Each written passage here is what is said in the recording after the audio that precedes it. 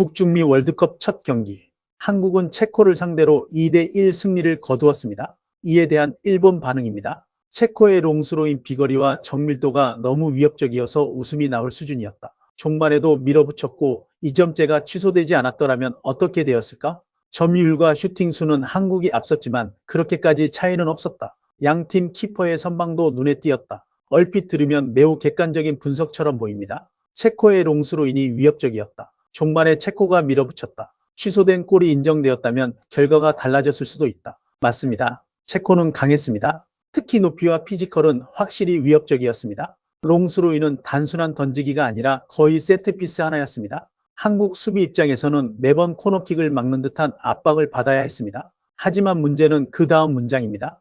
2점째가 취소되지 않았더라면 어떻게 되었을까?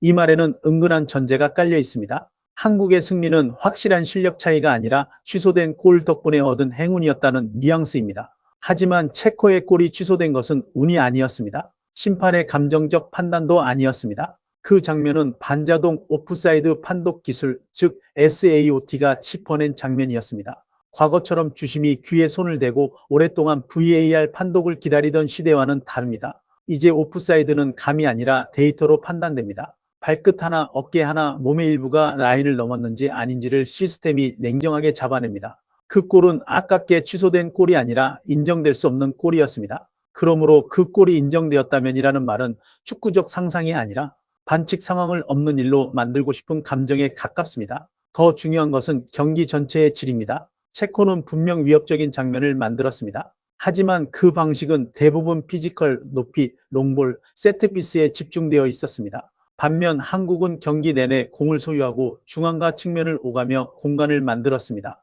단순히 공을 오래 가지고 있었던 것이 아닙니다. 한국은 체코의 압박을 풀어내며 전진했고 파이널 서드 지역에서 여러 차례 위협적인 장면을 만들었습니다. 체코의 강점이 높이였다면 한국의 강점은 구조였습니다. 체코는 힘으로 밀어붙였습니다. 한국은 구조로 버텼고 기술로 풀었고 결국 결정적인 순간을 잡았습니다. 일본 댓글은 점유율과 슈팅 수는 한국이 앞섰지만 큰 차이는 없었다고 말합니다. 하지만 현대 축구에서 중요한 것은 단순한 숫자보다 장면의 질입니다. 어느 팀이 더 의도적으로 공간을 만들었는가? 어느 팀이 더 다양한 루트로 상대를 흔들었는가? 어느 팀이 실점 후에도 자기 축구를 잃지 않았는가? 그 기준으로 보면 한국은 단순히 운이 좋아 이긴 팀이 아니었습니다. 어려운 흐름을 견디고 자기 축구를 끝까지 밀어붙인 팀이었습니다. 아시아 국가로서 한국은 항상 주목하고 있다. 특히 손흥민과 J리거 2명.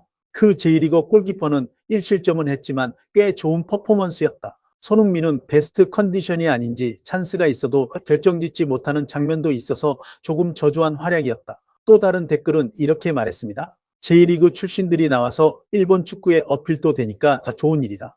김승규 선수의 선방은 분명 훌륭했습니다. 그 장면들은 한국이 버틸 수 있었던 중요한 이유 중 하나였습니다. 하지만 그 활약을 곧바로 일본 축구의 어필로 가져가는 순간 칭찬의 방향이 이상해집니다. 선수는 한국 대표팀의 유니폼을 입고 뛰었습니다. 그 선방은 한국을 위해 나온 선방이었습니다. 그런데 그것을 일본 축구의 성과처럼 포장하려고 합니다. 물론 J리그가 선수 성장에 좋은 영향을 줄 수는 있습니다. 그 점을 부정할 필요는 없습니다. 하지만 지금의 대한민국 대표팀은 단순히 J리그 출신 몇 명으로 설명할 수 있는 팀이 아닙니다. 프리미어리그에서 오랫동안 세계 최고 수준을 경험한 선수, 분데스리가와 리그왕, 유럽 주요 리그에서 경쟁하는 선수들, 그리고 K리그와 아시아 무대에서 단단하게 성장한 선수들이 함께 만든 팀입니다. 한국 대표팀의 척추는 어느 한 리그의 산물이 아닙니다. 오랜 시간 국제 무대에서 얻어맞고 배우고 다시 일어서며 만들어진 팀입니다. 손흥민에 대한 평가도 흥미롭습니다. 일본 댓글은 손흥민이 저조했다고 말했습니다. 사실 이 부분은 어느 정도 맞습니다. 손흥민의 컨디션은 완벽하지 않았습니다. 평소라면 더 부드럽게 감겼을 슈팅이 빗나갔고 한 박자 빠르게 들어갔어야 할 침투가 미세하게 늦었습니다. 볼 터치도 전성기 때처럼 발에 착 달라붙는 느낌은 아니었습니다. 전반이 끝났을 때 교체를 생각한 사람도 있었을 것입니다. 하지만 벤치는 손흥민을 쉽게 뺄 수 없었습니다. 대체 공격수 오영규가 고열로 정상적인 출전이 어려웠기 때문입니다. 에이스는 100%가 아니었습니다. 상대는 체코였습니다. 높이와 힘으로 한국을 계속 흔들었습니다. 그런데 한국은 이겼습니다. 이 지점이 중요합니다. 손흥민이 완벽하지 않았기 때문에 한국이 약해 보인 것이 아닙니다. 오히려 반대입니다. 손흥민이 완벽하지 않은 날에도 한국이 유럽의 까다로운 상대를 이겼다는 것. 이것이야말로 한국 축구가 예전보다 발전했다는 증거입니다. 예전 한국은 에이스가 막히면 전체가 흔들렸습니다. 하지만 지금 한국은 손흥민에게 기대는 팀이 아닙니다.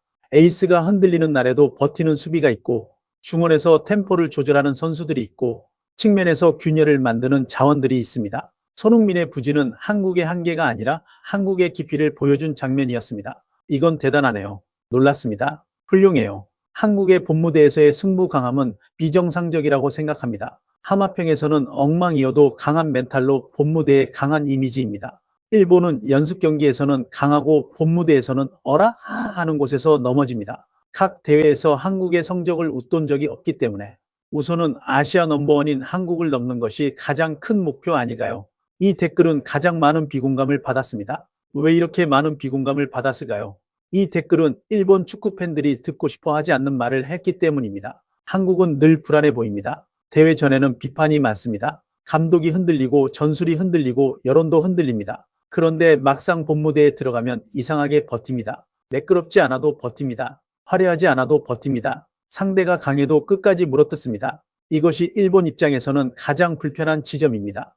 일본은 한국보다 더 정교한 축구를 한다고 믿고 싶어 합니다. 더 체계적이고 더 세련되고 더 현대적이라고 생각합니다. 그런데 월드컵이라는 무대에서는 한국이 보여주는 생존력이 있습니다. 체코전도 마찬가지였습니다. 손흥민이 완벽하지 않았습니다. 선제골도 내줬습니다. 상대의 높이와 피지컬에 계속 시달렸습니다. 그런데 이겼습니다. 이것이 바로 실전 근육입니다. 평가전에서 만들어지는 자신감이 아니라 실제 대회에서 압박을 견디며 만들어지는 근육입니다. 일본 팬들이 한국의 승리를 인정하기 어려운 이유는 바로 여기에 있습니다. 한국이 완벽해서 이긴 것이 아니기 때문입니다. 오히려 완벽하지 않았는데도 이겼기 때문입니다. 완벽하지 않은 팀이 악조건 속에서도 살아남는 모습. 그것은 때로 완벽한 팀보다 더 무섭습니다. 한국 대표에게 이번 역전승은 크다고 생각한다. 대회 전 한국 언론은 일본이 부럽다든가 자학적인 말만 했지만 대회 전 혹평투성이었던 2차 오카다 재팬은 시작해보니 예선을 돌파하고 대절찬을 받았다. 이번 한국에도 그때의 예감이 든다. 이 댓글은 현재의 한국을 2010년 남아공 월드컵 당시 일본 대표팀 이른바 오카다 재팬과 비교하고 있습니다. 2010년 일본은 대회전 분위기가 최악이었습니다. 한국과의 평가전에서도 무너졌고 일본 축구 팬들은 기대보다 불안을 더 크게 느끼고 있었습니다. 특히 박지성의 산책 세리머니는 일본 축구 팬들에게 아직도 강렬하게 남아있는 장면입니다. 그런데 막상 본선에 들어가자 일본은 달라졌습니다. 조직적인 수비와 효율적인 경기 운영으로 16강에 진출했습니다. 대회 전 혹평을 받던 팀이 본선에서 평가를 완전히 뒤집은 것입니다. 일본 네티즌은 지금의 한국에서 그때의 일본을 본 것입니다. 대회 전에는 불안하다. 언론은 비판적이다. 팬들도 확신하지 못한다. 하지만 첫 경기에서 승리를 거두며 분위기가 바뀐다. 확실히 비슷한 면이 있습니다. 하지만 한국 축구와 일본 축구의 관계를 더 깊게 들어가면 그 기억은 2010년에서 끝나지 않습니다. 1997년 도쿄 대첩으로 거슬러 올라가야 합니다. 당시 일본은 월드컵 본선 진출을 향해 가고 있었습니다. 도쿄 국립경기장은 일본 축구의 새 시대를 기대하는 분위기로 가득했습니다. 황인범의 골처럼 야마구치 모토히로의 환상적인 칩샷 선제골이 터졌을 때 일본은 거의 승리를 잡은 듯 했습니다. 하지만 한국은 거기서 끝나지 않았습니다. 후반 막판 서정원의 헤더 동점골이 터졌습니다. 그리고 이민성의 중거리 슛이 일본 골문을 갈랐습니다. 그 순간 일본 중계진의 유명한 멘트가 나왔습니다. 후지산이 무너지고 있습니다. 그 경기는 단순한 한일전이 아니었습니다. 일본 축구의 흐름을 바꾼 경기였습니다. 가모슈 감독은 경질되었고 오카다 다케시가 지휘봉을 잡았습니다. 일본은 이후 프랑스 월드컵 본선 진출에 성공했지만 그 과정에서 미우라 카즈요시는 최종 명단에서 제외되었습니다. 나카야마 마사시가 일본 월드컵 역사상 첫 골을 넣었고 나나미 히로시와 나카타 히데토시 같은 선수들이 세리에어로 향하며 일본 축구의 방향을 바꾸었습니다. 그 변화의 출발점에는 한국전 패배가 있었습니다. 일본 축구는 한국을 통해 상처를 받았고 한국을 통해 각성했고 한국을 넘겠다는 목표를 통해 성장했습니다. 그래서 일본 팬들에게 한국 축구는 단순한 라이벌이 아닙니다. 비교 대상이자 불편한 기억이고 동시에 넘어야 할 산입니다. 이번 체코전 반응에서도 그 감정이 보입니다. 한국이 이기면 일본은 단순히 축하한다고만 말하지 않습니다. 어떻게든 이유를 찾습니다. 취소된 골을 이야기하고 손흥민의 컨디션을 이야기하고 J리그 출신 선수를 이야기하고 점유율과 슈팅 수를 애써 축소합니다. 하지만 그 모든 말 뒤에 남는 사실은 하나입니다. 한국은 이겼습니다. 선제골을 내줬지만 이겼습니다. 에이스가 완벽하지 않았지만 이겼습니다. 상대의 높이에 흔들렸지만 이겼습니다. 대회 첫 경기의 압박 속에서도 이겼습니다. 월드컵에서 첫 경기 승리는 단순한 1승이 아닙니다. 그것은 팀 전체에 우리는 할 수 있다는 신호를 줍니다. 선수들에게 자신감을 주고 벤치에 선택지를 주고 팬들에게 믿음을 줍니다. 무엇보다 상대팀들에게 메시지를 줍니다. 한국은 쉽게 무너지지 않는다. 화려하지 않아도 됩니다. 완벽하지 않아도 됩니다. 중요한 것은 버티는 힘입니다. 한국 축구는 늘 그렇게 살아남았습니다. 비판 속에서 출발하고 불안 속에서 흔들리고 그러다가 결정적인 순간에 이를 악물고 올라왔습니다. 일본이 한국을 불편해하는 이유도 바로 이것입니다. 한국은 설명하기 어려운 팀입니다. 전술적으로 완벽하다고 말하기 어렵습니다. 경기 운영이 늘 매끄러운 것도 아닙니다. 대회전 분위기가 좋은 것도 아닙니다. 그런데 본무대에 가면 어떻게든 살아남는 힘이 있습니다. 그 힘은 데이터로만 설명되지 않습니다. 전술판 위의 화살표로도 완전히 설명되지 않습니다. 그것은 선수들의 몸에 밴 경험이고 국가대표라는 유니폼이 주는 책임감이고 무너질 것 같은 순간에도 다시 일어나는 한국 축구 특유의 본능입니다. 체코전 2대1 승리. 이 경기는 단순한 첫 경기 승리가 아니었습니다. 한국이 아직 살아있다는 증명. 손흥민이 완벽하지 않아도 팀이 싸울 수 있다는 증명. 피지컬 강팀을 상대로도 조직과 집중력으로 버틸 수 있다는 증명. 그리고 일본 팬들에게는 다시 한번 떠올리게 만든 경기였습니다. 한국 축구는 늘 불안해 보이지만 결정적인 순간에는 이상하게 강하다. 이번에도 그랬습니다. 그래서 일본 반응은 더 복잡했습니다. 인정하고 싶지만 완전히 인정하기는 싫다. 칭찬하고 싶지만 어딘가에 이유를 붙이고 싶다. 한국이 강하다는 사실을 받아들이면서도 일본 축구의 자존심을 지키고 싶다. 그 감정이 바로 이번 일본 반응의 핵심입니다. 그리고 마지막으로 이런 반응도 있었습니다. 개인적으로 프라하의 봄을 거쳐 사회주의 국가의 틀에서 독립한 체코와 군사독재에서 의회제, 민주주의를 쟁취한 한국의 싸움에 흥미를 가지고 기대하고 있었습니다. 어느 쪽이냐고 한다면 체코를 응원하고 있었지만요.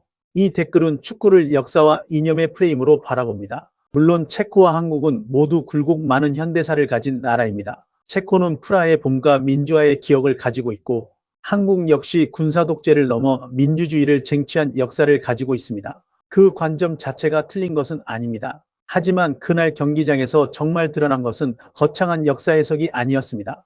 그곳에 있었던 것은 몸과 몸의 충돌이었습니다. 압박과 탈압박이었습니다. 실점 후에도 흔들리지 않는 집중력이었습니다. 그리고 끝까지 포기하지 않는 선수들의 눈빛이었습니다. 체코의 피지컬은 분명 거칠고 강했습니다. 하지만 한국 선수들은 그 앞에서 물러서지 않았습니다. 밀리면 다시 붙었습니다. 넘어지면 다시 일어났습니다. 볼을 빼앗기면 다시 압박했습니다. 역사는 말로 증명되는 것이 아닙니다. 때로는 경기장에서 증명됩니다. 그날 한국 선수들은 말이 아니라 몸으로 보여주었습니다. 이 팀은 쉽게 무너지지 않는다. 이 팀은 선제골을 내줘도 끝나지 않는다. 이 팀은 분위기가 나빠도 끝까지 승부를 건다. 한국은 체코를 이겼습니다. 그리고 경기장 밖에서는 또 하나의 싸움이 벌어졌습니다. 그것은 일본 축구 팬들의 기억 속에 남아있는 한국이라는 이름과의 싸움이었습니다. 도쿄 대첩의 기억, 박지성의 산책 세리머니, 월드컵 본무대에서의 생존력, 그리고 이번 체코전 역전승. 한국 축구는 또 한 번 일본 팬들에게 불편한 질문을 던졌습니다. 정말 강한 팀이란 무엇인가? 화려한 팀인가? 평가전에서 강한 팀인가? 유럽파가 많은 팀인가? 전술적으로 세련된 팀인가? 아니면 가장 중요한 순간에 끝까지 버티고 결국 결과를 가져오는 팀인가? 체코전의 한국은 그 질문에 이렇게 대답했습니다. 강한 팀은 무너지지 않는 팀이다. 그리고 한국은 무너지지 않았습니다.